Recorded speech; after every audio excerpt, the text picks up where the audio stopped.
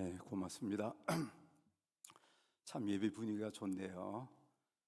여러분들이 찬양하는 모습들, 그리고 또 경건과 뜨거움이 있는 이 모습들이 우리 교회들이 좀 닮아야 되겠구나 하는 그런 생각을 하면서 지켜보고 함께 참여했습니다. 우리 학교 소식을 교회에서 많이 듣는데 여러분들 참 훌륭하게 잘 배움을 하고 있다 한 얘기를 많이 듣고 늘 감사하는 마음을 가지고 있습니다. 제가 어떤 설교를 해야 될까? 여기 좋은 교수님, 훌륭한 교수님들도 계시고 또 많은 목사님들이 오셔서 여러분들에게 말씀을 나누실 텐데 설교하는 게 맞을까?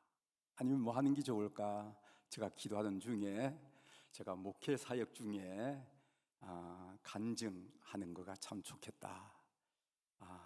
선배라고 하는 것 같은데 선배님은 어떻게 목회를 해오시고 선배님은 어떻게 사역해 오시는지 여러분들이 굉장히 궁금할 것 같아서 간증하는 그런 식으로 제가 이 시간을 하나님께 올려드리고 여러분들과 함께 나누려고 합니다. 저는 이집트 선교사로서 1989년부터 2003년도까지 한 15년 동안 사역을 했어요. 아마 1989년도라 하면은 여기 앉은 분들 중에 상당 분들이 태어나지도 않았을 그런 시기였죠. 1989년도에 제가 이집트 선교사로 갔습니다. 처음에 선교사를 갔을 때 그 느낌이 얼마나 막막했던지, 그 당시에 중동 이집트 선교사니까 중동 그 아랍 지역에 한 20여 개국 중에서 감리교 선교사는 저 혼자밖에 없었습니다. 그랬어요. 그래서 어떻게 할 줄 모르겠더라고요. 선배가 있어서 목회 선교를 가르쳐 준 것도 아니고 또 선교를 착실하게 훈련받은 것도 아니고 어떻게 할 줄 몰라서, 그래서 제가 한 일이 뭐냐면은 그 카이로 바깥에 사막으로 난 도로가 있는데 그 도로를 오후에 많이 뛰었습니다. 구보를 하면서 하나님께 기도했어요. 저 서쪽 하늘을 바라보면서 하나님, 바울의 기도처럼 바울에게 전도의 문을 열어준 것처럼 종에게도 전도의 문을 열어주세요. 저는 한국에서 보내주는 선교비 또박또박 받아서 생활하는 그런 사람은 되고 싶지 않습니다. 하나님, 저에게 선교의 문을, 전도의 문을 열어주세요. 그렇게 간절히 기도하면서 저녁마다 뛰었습니다.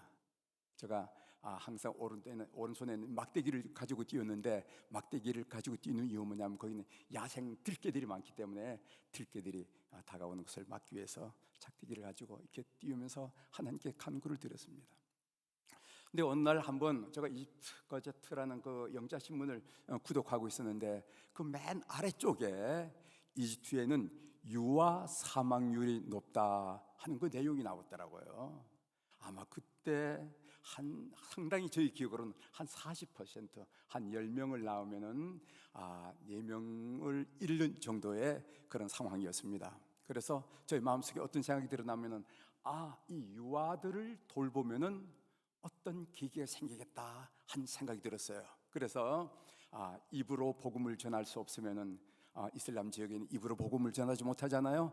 입으로 복음을 전할 수 없으면은 몸으로라도 복음을 전하자 하는 그런 마음을 가지고 시작한 일이 그 빈민촌에서 베이비와시라 하는 그런 활동을 했습니다. 이 베이비와시라는 거 여러분 상상하시겠지만은 아이들을 1살 미만의 아이들을 씻기고 머리를 감기고, 머리가 얼마나 이물질이 많은지 빛이 안 넘어갈 정도로 머리를 감기고, 또 손톱 발톱을 잘라주고, 또 사타구니 문드러진 곳에 오인먼트 크림으로 처치해주고, 그리고 건강카드를 작성해주고, 속옷이 없는 아이들의 속옷을 제공하고, 우유가 없는 아이들 우유를 제공하면서 그렇게 사역을 했습니다. 이 베이비와시 사역이 많은 사람들이 관심을 끌게 된 이유는 뭐냐면은 그들에게는 좀 생경한 일이었기 때문에 그런 걸로 생각해요. 이집트 사람들은 우리 한국 사람들은 몸에 냄새가 난다거나 땀이 나면은 샤워를 해가지고 땀을 씻고 치취를 제거하는데 그 사람들은 어떻게 하냐면은 향수, 예, 우리 구약 선생님들 계시지만은 이집트의 향수는 구약 성경에 나올 정도로 그렇게 유명하잖아요. 그 향수로 몸 위의 채취를 제거합니다. 그래서 그 사람들이 평생 그 당시에 듣기로는 2번 목욕을 하는데, 한 번은 태어났을 때 한 번 목욕하고, 또 다른 한 번은 언제일 것 같아요? 언제일 것 같아요? 결혼 전날 밤. 결혼 전날 밤 몸을 깨끗이 씻기 위해서 한다는 겁니다. 근데 여러분들 이렇게 이런 얘기를 할 때 그 사람들의 문화는 열등하다 이런 생각을 하면은 그건 선교사의 그 생각을 갖고 있는 사람이 아닙니다. 문화는 다를 뿐이지 열등하다 하는 그런 생각을 가지면 안 돼요. 우리는 습도가 많은 지역이기 때문에 샤워를 할 수가 있고, 그 사람들은 그런 지역에 살지 않기 때문에 다른 문화 형태를 구가하고 있다 하는 사실을 여러분이 아시고, 여러분들이 앞으로 세상을 바라볼 때 저 문화는 열등하다, 우리가 우월하다, 서구 문화는 우월하다, 아프리카 문화는 열등하다, 이런 사고를 가지시면은요 선교하는 데 좀 지장을 줍니다. 저렇게 된 이유가 있겠다 하는 생각을 가지고 맞아들이는 게 좋겠죠. 처음에는 이 베비와시를 하는데 어른들이 아이를 맡기지 않았어요. 왜냐하면은 침례, 베티즘, 침례를 주는 줄 알고 아이를 안 맡겼어요. 그렇게 의심한 사람들은 초청을 했습니다. 그 하는 과정을 전부 다 보게 했어요. 그랬더니까 그들이 마음이 놓여가지고 이렇게 하는데, 그런 활동을 계속해 왔습니다. 그러다가 어떤 일이 있었냐면은 그 아이들을, 제가 요즘 여러분들이 핸드폰으로, 스마트폰으로 사진을 쉽게 촬영하지만은 옛날에는 카메라를 꼭 사진을 찍어가지고 인화를 했습니다. 인화를 해서 게시판에 붙여놓으면은 그분들이 와가지고 자기 사진들, 자기 아기 사진들, 아기와 함께 찍었던 사진들을 이렇게 띄어가고 그랬는데, 거기 사진 두 장이 2개월이 된데도 없어지지 않더라고요. 그래서 제가 궁금하잖아요, 이게 뭔지. 그래서 전 시골에 여행을 갔는가, 아니면 어디를 갔는가, 이렇게 생각하면서 한번 물어봤습니다. 이 아이가 누군데 이렇게 이거 사진을 떼어가지 않느냐 이랬더니까 그 사람들이 대수롭지 않게 죽었다고 그러더라고요. 죽었다고. 그 아이 죽었어요, 그렇게 얘기하더라고요. 그래서 이것만이 다가 아니구나 라고 생각해서 뭐를 했냐면은 그 소아과 현진, 소아과 의사를 청빙을 해가지고 소아과를 섬기게 했어요. 그래서 어떻게 되냐면 13개 과의 현진 13분의 의사와 간호사 6분과 더불어 소위 진료소를 이렇게 운영을 하게 됐습니다. 진료소를 운영했어요. 물론 이집트 보건성의 허가를 득하고 취득하고 진료소를 운영했다는 거. 처음에는 무료로 진료를 받겠다니까 얼마나 사람들이 많이 오는지 통제가 안 돼가지고 그날 20파운드, 이집트의 제일 작은 그 금전 단위인 1파운드를 받게 해서 1파운드는 제가 우리 그 의사 선생님들의 인센티브로 이렇게 공유하면서 운영을 했습니다. 이게 진료소 운영이었어요. 그 후에 제가 또 한 일이 뭐냐면은 정신지체화 사역을 좀 했어요. 정신지체화. 이집트에는 정신지체화가 많습니다. 왜냐하면은 사람들은, 학자들은 이런 이야기를 하더라고요. 처음에는 유목민의 관습 때문에.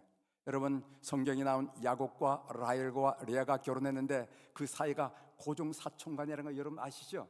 그 유목민의 습관입니다. 친척들하고 결혼하고, 사촌간에 결혼하고, 심지어 삼촌과도 결혼하고. 그래서 이 근친 결혼이 이 정신지체화를 양산하는 게 아니겠나, 이렇게 본 사람도 있고, 또 이집트 법적 정년기가 18세인데 시골에는 14세에 결혼을 합니다. 그래서 좋은 습관이 이런 일들을 만들었다 해서 그 정신지체아들이 많이 있는데, 이 아이들을 좀 한번 제가 보기 위해서 한번 우리 문교성의 교육부에 특수 아동 교육과 사람하고 한번 카이로에 있는 그 정신지체 교육시설 한번 방문을 해봤어요. 그런데 많이 방문했지만은 어떤 형태냐면은 이거는 감금이지 교육이 아니더라고요.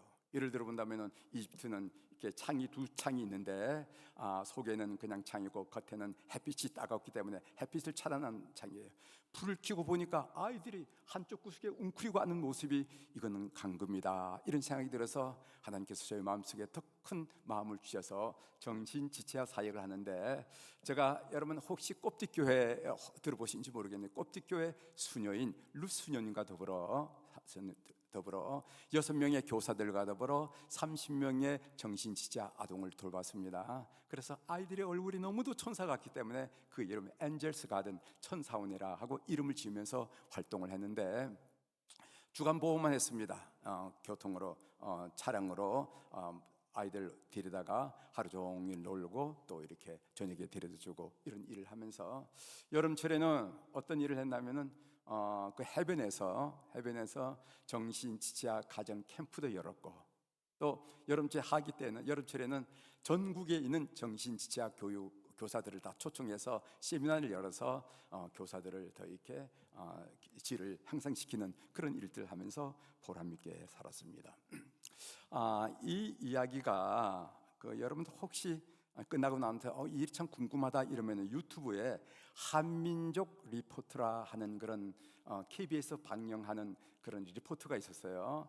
거기에 한민족 리포트 김진홍 편 이렇게 하면은 여러분들이 좀 보실 수가 있습니다. 1시간 이상 분량인데 여러분들 확인할 수 있어요. 대사관에서 저를 추천을 해서 출연한 그런 경험이 있는데 요즘 보니까 아직까지 유튜브로 왔다 다니는 것을 제가 봤습니다. 그러다가 2003년에 제가 우이교회에 담임 목사로 청빙을 받았습니다. 이 우이교회는 역사가 올해 116년째 되는 해인데 여러분 혹시 벙커 선교사님, 동대문교회 담임 목사님이셨던 벙커 선교사님이 100만인 구령운동 1907년 평양 대붕운동 이후로 그 다음 해부터 100만인 구령운동을 전개했는데 그때 감리교 대표가 누구냐면은 벙커 선교사님이셨어요. 그 벙커 선교사님의 그 100만인 구령 운동의 일환으로 세워진 교회가 우이 감리교회입니다. 우이 감리교회인데 거기에 담임 목사로 청빙을 받았는데 제가 그 교회에서 5년 동안 부목사로 사역을 했습니다. 그때 제가 하나님께 드린 질문이 있어요. 하나님, 저 이 사역 재밌어요. 의미가 있어요. 저 나름대로 보람 있어요. 그런데 왜 한국에서 부르지요? 이유가 뭡니까? 하나님께 기도했을 때 하나님 저희 마음속에 들려진 음성이 뭐냐면 선교적 교회 이 말씀이었어요. 하나님께서 나를 선교적 교회를 만들라고 한국으로 부르는구나 하는 생각을 가지고 그때부터 저희 마음속에 선교적 교회라는 그런 삶을 살기로 했습니다. 여러분 선교적 교회 미셔널 처치라는 거 여러분 잘 아시겠지만은 레슬리 뉴비긴이 주창한 교회론이 아닙니까? 이 레슬리 뉴비긴이라는 사람은 어떤 사람이냐면 40년 동안 인도 선교사로 사역했던 사람이에요. 40년 사역을 끝난 다음에 은퇴를 하고 자기 고향 런던에 가봤는데 그는 뭐를 기대했냐면 많은 교우들이 40년 동안 해서 선교 사역한 자기를 향해서 환영하며 박수를 칠 줄 알았어요. 교회를 가봤더니까 앞 두 줄에 앞줄에는요 노파 흰 머리에 노파들이 몇 명이 앉아있을 뿐 교회는 텅 비게 되고 런던 사회, 영국 사회는 어떤 탈종교화 사회로서 오히려 선교지보다 못한 사회가 되었어. 이거 어떻게 해야지? 그때 주창한 내용이 소위 미셔널 처치, 선교적 교회라 하는 그런 개념입니다. 저는 이 선교적 교회를 한마디로 이렇게 정의합니다. 온 성도가 세상으로 보냄받아 하나님의 선교에 참여하도록 진작시키고 독려하고 격려하는 것이 바로 선교적 교회라 이렇게 얘기하는 거예요. 이 온 성도, 선교사 우리는 2사람을 보냈다, 3사람을 보냈다 그런 것이 선교적 교회가 아니고 온 성도, 남녀노소 할 것 없이 온 사람이 선교적 삶을 결단하는 교회가 선교적 교회고 세상으로 보냄을 받는 겁니다. 오늘 한국 교회가 문제가 뭡니까? 자꾸 교회로 집중하잖아요. 그런데 그 초점이 교회 안이 아니라 교회 바깥이에요. 그래서 교인들로 하여금 교회 활동으로 탈진하고 교회 활동으로 방전시키는 그런 거 하지 않고 교회는 아주 기본적인 일만 하고 세상에 나가서 하나님이 사역 미시오데이에 하나님이 일하심에 통참하면서 어떤 일이든지 거룩하게 삶을 살도록 격려하는 것이 바로 선교적 교회라 하는 얘기입니다. 이 선교적 교회의 성경적 모델이 오늘 우리 목사님께서 읽은 바로 선한 사마리아의 비유라고 저는 확인하고 있어요. 거기에 보면은 선교적 교회의 원리가 뭐냐? 그것은 소외된 사람들의 이웃이 되어주라는 겁니다. 율법사가 질문하죠. 누가 내 이웃이죠? 이렇게 질문합니다. 이 율법사의 질문의 핵심 뭐냐면 나 중심으로 이웃을 바라보는 이웃관이에요. 그래서 뭐라고 하냐면은 누가 나에게 도움이 될까? 누가 나가 이웃으로 삼으면 나에게 2배로 갚아줄까? 이런 관념인데 오늘 우리 주님께서 한 질문이 뭡니까? 누가 강도 맞는 자의 이웃이 되겠느냐? 이렇게 질문하죠. 강도 만난 자, 그러니까 나의 관심과 사랑이 필요한 사람의 이웃이 되려고 하는 그런 것이 바로 우리 주님이 가르친 이웃관이라는 것이죠. 저는 거룩함이라는 것을 이렇게 정의합니다. 거룩함이 뭔가? 그건 종교 행위를 의미하는 것이 아니죠. 뭐 금식 기도를 했다거나 아니면 예배를 드렸다 하는 것이 의미하는 것이 아니라 남의 고통에 공감할 수 있는 공감 능력을 나는 거룩함이라고 보는 겁니다. 오늘 우리 후배 여러분들에게 이런 공감 능력이 많기를 바랍니다. 남의 고통에 공감하는 능력, 이것을 이 선지동산에서 많이 흠양하고 배워나가는 여러분이 되시길 바랍니다. 나는 이것을 보고 선교적 영성이라 이렇게 이야기하는 거예요. 시간이 많이 지났죠. 이제 50분인가요? 네, 50분인데 제가 우리 선생님한테 50분까지는 끝내주세요 이렇게 해서 했는데 오늘 여기 찬양하고 이러느라고 뭐 한 35분 넘게 갔기 때문에 저는 5분 정도 더 해야 되겠다 하는 마음을 제가 가졌습니다만 빨리 끝내겠습니다. 우리 교회에서요 여러 가지 전통적인 수표교회가 선교적 교회 되기 위해서 여러 가지 하는데 선교적 교회를 위한 분명한 목회적 목표, 두 번째 선교적 교회를 끊임없는 교육, 그리고 선교적 교회를 위한 조직, 그리고 교우들에게 실제 사역에 참여하도록 종용하는 이런 일을 하는데 제가 세 번째 부분을 좀 생각하게 말씀을 드리겠습니다. 저의 생각은 우리 한국 교회의 선교의 블루 오션은 두 가지라고 생각해요. 하나는 북한 선교고 다른 하나는 국내 이주민 선교. 우리 후배들 여러분 마음속에 두시길 바랍니다. 우리 앞으로 우리 한국 교회 선교의 블루 오션은 어딘가? 북한 선교, 두 번째로는 국내 이주민 선교.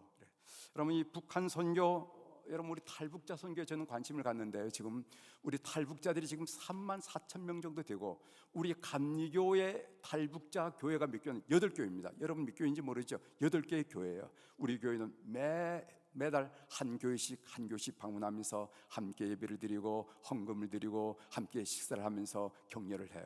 또 우리 교회는 춘천에 해솔직업사관학교라는 학교 있는데 탈북 청년들의 직업훈련 학교예요.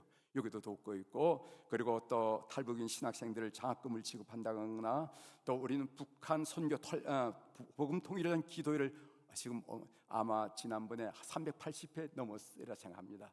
매주 수요일마다 눈이 오나 비가 오나 환경이 좋으나 코로나 할 것 없이 하나님께 기도하고 있는데, 이것은 이 땅에 살아가고 있는 우리 그리스도인들에게 주어진 사명이라고 믿어요. 여러분 북한 선교를 위해서 중국 사람이 기도하겠습니까? 미국 사람이 기도하겠습니까? 일본 사람이 기도하겠습니까? 이 땅에 있는 남한에 있는 우리 그리스도인들이 기도해야 된다는 그런 사명감 때문에 우리는 기도하는데, 지난번에 385회인가 그렇게 된 것을 기억합니다. 이 아랍 선교위원회가 우리 사역을 하고 있는데 지금 한국의 이주민이 합법적인 이주민이 260만 명입니다. 여러분들 지하철에서 많이 만나게 되겠죠. 260만 명인데 아랍인들은 한 1만 명 정도 돼요. 2030년 정도 되면은 이주민들이 1,000만 명이 된답니다. 1,000만 명. 1,000만 명이 된다는 것은 무엇을 의미하는가 하면은 우리 국민의 5분의 1이 이주민이라는 거예요. 이주민. 그렇게 될 때 그들은 우리 곁에 온 나그네라는 거죠. 이런 일들을 우리가 어떻게 섬길 것인가 하는 것을 깊이 고민해야 되지 않겠는가, 이런 생각을 저는 하고 있습니다. 우리 교회는 이 아랍 선교위원회가 있어서 아랍인들에 대해 특별한 관심을 갖고 있는데, 조금 전에 말씀드렸듯이 한 10,000명 정도 되는데, 우리는 매년 여름철이 되면은 보령 해변에서 아랍인 캠프를 엽니다. 아랍인 캠프를 열어요.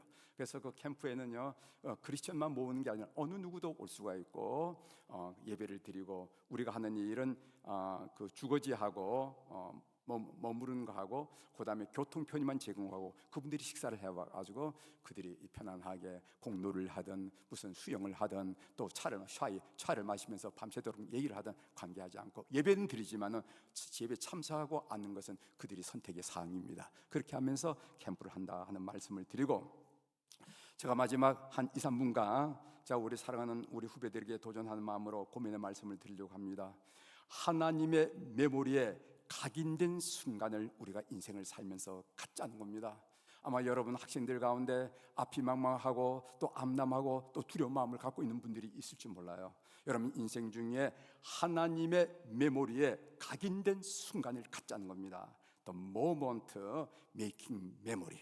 하나님의 기억에 각인된 그런 순간을 갖자는 겁니다. 성경에서 예를 들어 보겠습니다. 아브라함이 이삭을 바칠 때 나는 이것이 바로 하나님의 메모리에 각인된 순간으로 생각합니다. 창세기 22장 12절에 보면은 사자가 이르시되 그 아이에게서 내 손을 대지 말라, 그에게 아무 일도 하지 말라, 내가 내 아들 내 독자까지도 내게 아끼지 아니하였으니 내가 이제야 내가 하나님을 경외하는 줄 아노라. 쟤 누구지? 저놈 도대체 누구야? 저는요, 목동 다윗이 골리앗 장군 앞에 섰을 때 여러분 사무엘상 17장에 나오죠. 그때가 바로 하나님의 메모리에 각인된 순간이라고 생각합니다. 사무엘상 17장 45절에 보면은 다윗이 블레셋 사람에게 이르되 너는 칼과 창과 단창으로 내게 나아오거니와 난 만군의 여호와의 이름 곧 내가 모욕하는 이스라엘 군대의 하나님의 이름으로 내게 가노라. 우리 하나님이 쟤 누구듯이? 도대체 쟤 누구야? 저는 누구야? 여러분 솔로몬이 1000번제를 드릴 때 저는 하나님의 기억 속에 각인한 순간이라고 생각합니다. 여러분 열왕기상 3장에 보면은요, 열왕기상 3장 12절 13절 내가 내 말대로 하여 네게 지혜롭고 총명한 마음을 주노니 네 앞에도 너와 같은 자가 없었거니와 네 뒤에도 너와 같은 자가 일어남이 없으리라. 내가 또 너가 구하지 아니하는 부귀와 영광도 네게 주노니 네 평생의 왕들 중에 너와 같은 자가 없을 것이라. 이때가 그들의 이름이 하나님의 기억 속에 각인되는 순간이라고 저는 믿습니다. 저는 부족하지만은 하나님의 놀라운 축복을 받고 이렇게 사역하는 것은 젊은 날의 결단을 하나님께서 기쁘게 받으셨구나 하는 생각을 삶의 순간순간 하게 되는 것입니다. 사랑하는 우리 후배 여러분들, 하나님의 기억에 각인되는 그런 결심, 여러분 나는 앞날이 막막합니다, 어떻게 할지 모르겠어요가 아니라 하나님의 살아계심을 믿고 하나님의 기억 속에 각인되는 헌신과 결단이 여러분 삶에 있기를 바랍니다. 그들 또한 살아가는 동안에 실수와 실패가 있었지만은 하나님은 결코 그들을 붙잡고 놓지 않았다는 것을 우리가 성경을 통해서 볼 수 있다 한 사실을 여러분 기억하시길 바랍니다. 잠깐 기도하겠습니다.